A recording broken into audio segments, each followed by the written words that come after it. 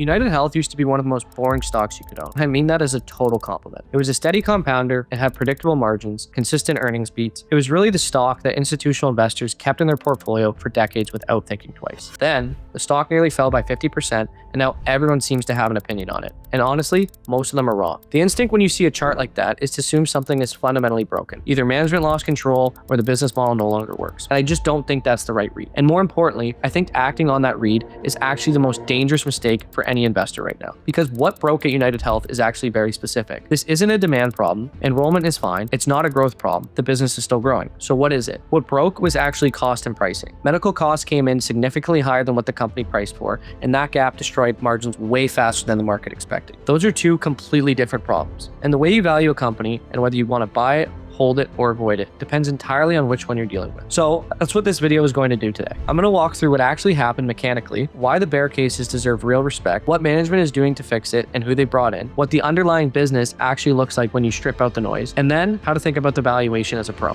Let's get into it. So here's what actually broke and what the core problem of UNH is. The entire story starts with one number, the medical care ratio, or you've probably seen MLR, or medical loss ratio. This is the percentage of premiums that United Health pays out in medical costs, and it's the single most important profitability driver in the entire business, and to be honest, in all insurance businesses. In 2024, that number was around 85.5%, which is exactly where you want it for a company like this. In 2025, however, it jumped all the way up to 88.9%, which is not ideal. This is a massive move in a company where margins are relatively thin and even 50 to 100 basis points matter. That increase tells you everything. And what it essentially means is for every dollar that United Health collects, they were suddenly paying out 89 cents in care, which leaves very little room for profit once you layer in operating expenses. And you saw the impact immediately. Operating earnings dropped to around $19 billion and net margins were almost cut in half. And they went from, I think it was 5% all the way down to 3%. So that's not really a minor miss. That's a compression of the entire earnings engine, and the multiple followed soon after, which is exactly why we saw the stock fall from grace around $650 all the way to a low of around $230. And at the same time, reimbursement pressure from the government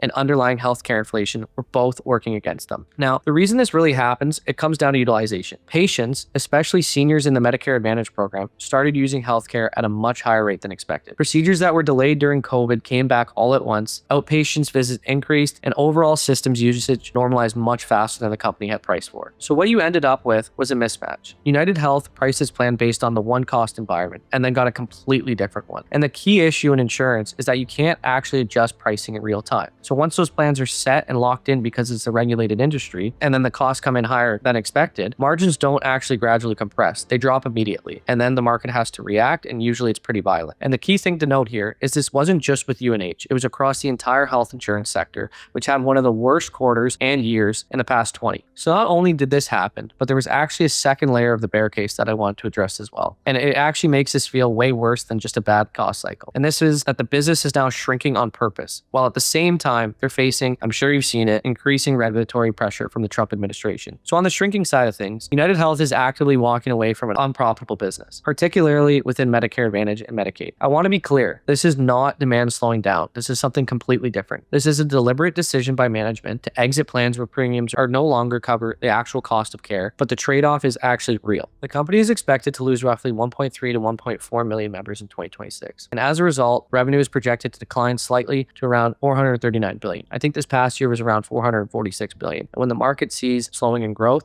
that's never a good sign. For a company like UNH that has historically been a consistent grower, that's a major shift. On the surface, it looks like deterioration and investors got scared. You have fewer customers, lower revenue, and margins already took a hit. But the more important layer is regulation, because that's what creates the uncertainty around the entire model. So the DOJ is investigating United Health and their Medicare Advantage business, specifically around risk adjustment. The way this system works is insurers get paid more for taking on sicker patients, right? It makes sense when you think about it from a broad-based scenario. If I'm a sicker patient, I'm more at risk. Obviously, I'm going to have to pay a higher premium, and UNH will make more money. The concern is that insurers may be documenting patients in a way that increases those payments, and this is often referred to as upcoding, which is a big no-no. If regulators determine that these practices were too aggressive, it could lead to fines, repayments, and more importantly, changes in how the system itself operates. So why this matters is because Medicare Advantage is one of the most profitable segments and fastest growing parts of the United Healthcare's business. So any change to how reimbursement is calculated would really directly impact earnings and margins. On top of that, even outside of the DOJ, the broader reimbursement environment is tightening. The government rate increases are coming in below actual medical cost inflation, which means that even if UNH's utilization stabilizes, pricing pressure is not going to go away. So from a bearish perspective, this is more than just a bad year. You've got margins that already collapsed, a business that's now shrinking by design, and a regulatory backdrop that could pressure the most profitable parts of the model. That combination is exactly why the stock got hit and why it fell from $650 to $230. And I think today it trades at around $260. But the good news is, what is management doing about it? And this is really where the story starts to shift and how they're going to respond to all this, because they're actually not trying to hide the problem, which is exactly what I like at my management teams. They're aggressively resetting the business. They lowered expectations for the market and they underpromised, and hopefully now they're going to overdeliver, which is exactly why they brought in Stephen Helmsley. He was the CEO from 2006 to 2017, and he was instrumental in building United Healthcare up into what it is today, particularly in scaling Optum and establishing the company's reputation for execution and pricing discipline. A quick note, he compounded their earnings per share for about 11 years from 13 to 15% annually and consistently underpromised and overdelivered every single quarter. Now, when you think about it, one of the most frustrating things as an investor is when management sets out a guide that's way too high and they come in below that guide and the stock gets crushed because the stock was obviously pricing in perfection. With UNH, that was the exact opposite. The stock was a gradual performer, and like we said, it had to be in every super investor's portfolio because of how well management executed. So bringing back Helmsley at this moment tells you exactly what UNH is trying to do. They're focusing on control, discipline, and fixing the core economics of the business. And his approach has been very clear. The company is being framed as a misread of cost trends, nothing structural, which is a very distinct point that we have to keep in mind here. The response is to rebuild the model around a higher cost environment and not to chase growth. The growth can come later when profitability is stabilized. And this is very important as well because UNH offers a dividend, and the last thing as investors we would want is to see that dividend cut. So this shows up in pricing. They're going to go through their Medicare Advantage book, and they're already resetting premiums to reflect higher utilization and more realistic cost assumptions. That comes with a trade-off. You're going to lose members, like we touched on earlier, because as you raise prices, obviously members are going to look elsewhere to cover their healthcare insurance. And they're fully willing to accept that because the priority has completely shifted from growth to profitability, like I mentioned. Then there's the cleanup charge. That was a reset move. It was roughly $1.6 billion charge, and what it entailed was it was a fourth quarter tax charge, and they were exiting unprofitable contracts, restructuring parts of the business, and taking all the pain up front so they can move forward with a cleaner earnings base. And again, resetting expectations is a classic Helmsley move. So that's something that they got out of the way. The market obviously didn't like it, but it's a one-time charge, so investors can look forward past that. And importantly, they're doing all this while navigating the regulatory pressure that we talked about. So they're not waiting for any clarity. They're proactively adjusting the business so that even a tighter reimbursement environment won't matter and margins can actually recover. So instead of viewing this as a company that's really losing control, I think it's very important and more accurate to view it as a company that identified a pricing problem, brought it back to its most proven operator, and is now systematically actually fixing the model. And historically, that's exactly where United Health has always differentiated itself, pure execution. The fourth point that I wanted to address is the Optum business, why it makes itself unique to UNH, and what the business actually is. So the most important thing to understand about United Health is that it's no longer just an insurance company, even though it gets grouped into it. It's a fully integrated healthcare platform, and Optum is the core of that transformation. On the insurance side of things, United Healthcare is still the front door. It obviously collects premiums, it takes on risk, but that business is inherently volatile as we've seen this past year because it's exposed to those medical cost trends, the MLR ratio that we talked about, and this is exactly what's causing the current pricing pressure. So Optum really flips that model. It's the infrastructure layer that kind of sits or underneath the entire system, and it's built across three pillars. You have Optum Health, which owns the clinics, employs physicians, and increasingly takes on the full risk of care delivery. You have Optum Rx, which manages the pharmacy benefits and drug pricing, and as well as the distribution at massive scale. And then you have Optum Insight. They sell data, they collect analytics, software to hospitals, insurance, government, etc. So instead of just paying for healthcare, United Health is now embedded across the entire patient journey. They can ensure the patient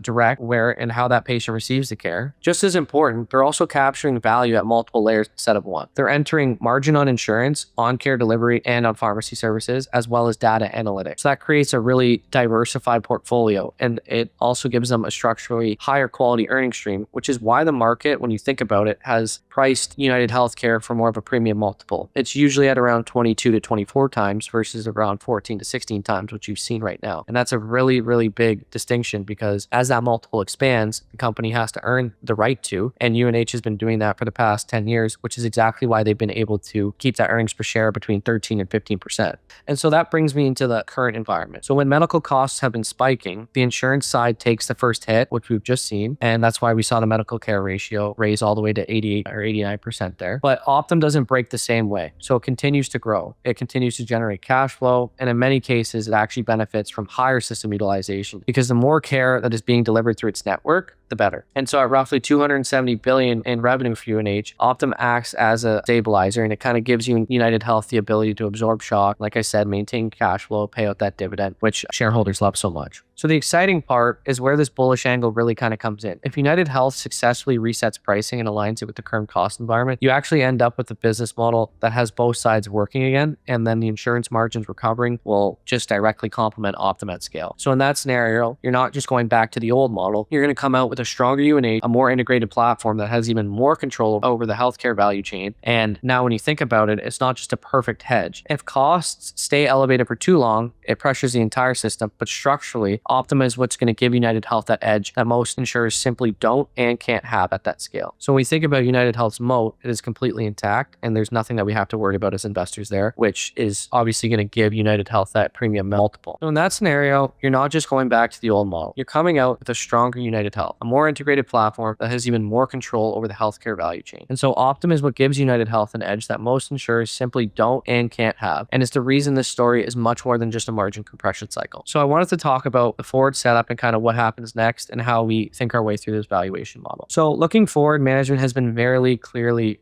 framing 2026 as a recovery year. The guidance reflects a business that is stabilizing, but is not fully recovered, which is why we've seen kind of a lackluster share price. Revenue is expected, like I said earlier, to be around 439 billion, which is slightly down due to the exit of the unprofitable members. Earnings per share, I think, was guided at around $17.75 per share or higher, right? We have to remember that they underpromise and overdeliver, and that's going to really imply a return to growth after the hit for 2025. So, and importantly, the medical care ratio is also expected to stabilize around 88%, which isn't ideal yet, but as that medical care or medical loss ratio comes down, United Healthcare's margins will get better and it will come down eventually. So if you're going to be long the stock, you just have to understand that it will require some patience. And this also suggests that the worst of the cost spike is really behind them anyways. I think the key thing, again, like I said, is to understand this timing. It's not going to be an immediate snapback rally unless the market has clear visibility into the future. The pricing adjustments will take time to flow through. Utilization trends do need to, in fact, normalize, and the business needs to rebuild its margin structure globally. And that's just going to take time naturally. So what you're likely looking at over the next 12 to 24 months is a slower recovery, but that's exactly what we want out of UNH. It's not a hyper growth company. It's an anchor in our portfolio. We want margins to improve step by step. We want their earnings to rebuild, and the company works its way back towards its kind of historical profile, so to speak. The question really is going to come down to kind of how smooth and how bumpy and kind of how this proceeds and how it ends up being throughout the next 12 to 24 months. So I wanted to dive into kind of the valuation and our thought process behind it, because this isn't just about what United Health really earns. It's about what multiple those earnings are actually going to deserve. So when we're looking at what management's saying, they're guiding to around $17.75 in EPS for 2026. And so with the stock around $260 right now, you kind of get a rough picture that it's trading at about 14 to 16 times their forward price to earnings ratio. And when we look at it, what it's historically at, which is 20 to 24 times, and often in times of a crisis, it's actually expanded because it's viewed as like a safe haven. So it can get up to 25 to 28 times. And so what we have to keep in mind is that when you're a highly predictable compounder, again, you're going to slowly re-rate that earnings multiple, and there's room for multiple expansion. So the entire debate, when we look at it, it comes down to whether that premium comes back. And in the bear case, if costs stay elevated, which likely won't happen as this was a kind of a one-off year, but margins don't fully recover, you're probably looking at about maybe $17 in that low side, maybe $16 in that earnings per share. And the multiple probably stays around 14 times, which gives you roughly a downside of $220 to $260 per share. So from a risk reward scenario, the downside is kind of already baked in, and the market is kind of telling UNH to show me what they can do and prove that they can get that multiple and confidence back from investors. Now, in a base case, if the cost stabilize, pricing gradually catches up, you kind of get that $18 to $20 in EPS on a 17 to 18 times earnings multiple. And if you're lucky, the market will actually say, okay, well, we see this gradual return to normalization. Maybe we'll reward with a 19 or 20 times earning multiple. And that pretty quickly puts the stock anywhere from $320 to $360, which from $260, that's quite the jump. And that can happen as soon as the market sees visibility into the earnings report. And then if you looked at a bull case and kind of where this is like a clean reset, business regains its kind of premium profile, and you're looking at $20, maybe $22 in EPS, which is obviously way above guidance, but you would definitely get a premium multiple. I think you would get anywhere from 20 to 24 times, and then you would see UNH re-rate quite quickly, and it would probably be around $420 to $500 a share. So you can kind of see how that happens quickly. Again, it's all on the execution, and important to know, if we look back at what Helmsley's done through 2006 to 2017, and we assume that he's going to underpromise and overdeliver, I think that $18 to $19 EPS range is definitely reasonable. And then all of a sudden you get that 20 times earnings multiple. We're looking at 50 to 70% upside fairly quickly over the next 2 years, and then probably more normalization. And then if you wanted to look at it more from a DCF perspective, which is our discounted cash flow model, you get a pretty similar answer. And this would be the assumptions that the modest near-term growth is around 3 to 5%. Your margin recovery is from roughly 3% also back to 5%. And then if you apply a discount rate of around 9%, you kind of land somewhere right now between $300 on the low end and $420 on the high end. So this is more depending on how quickly margins can actually normalize. So when we look at this, and it's important to know that the risk reward profile is on our side as investors. So that gives us more confidence in terms of being able to size up in the position. And both of these frameworks are kind of telling us the same thing. It's not going to be a flashy growth story, but it will be a recovery story, and it will take time. And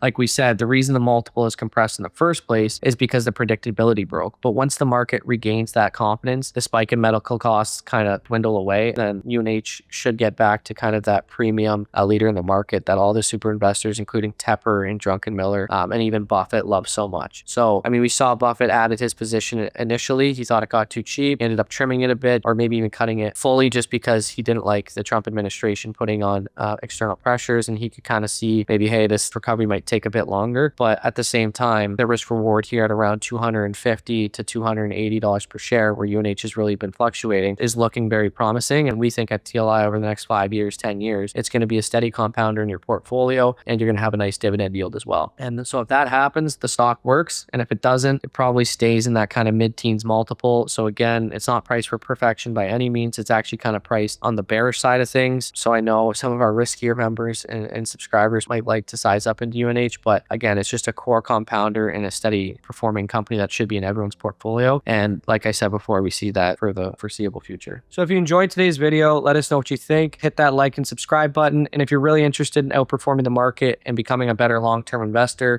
you can join our Patreon. I think the link will be in the description below. Also, comment your favorite companies. Feel free, and we'll take a look and see which company is the most popular, and do a deep dive on it again next week.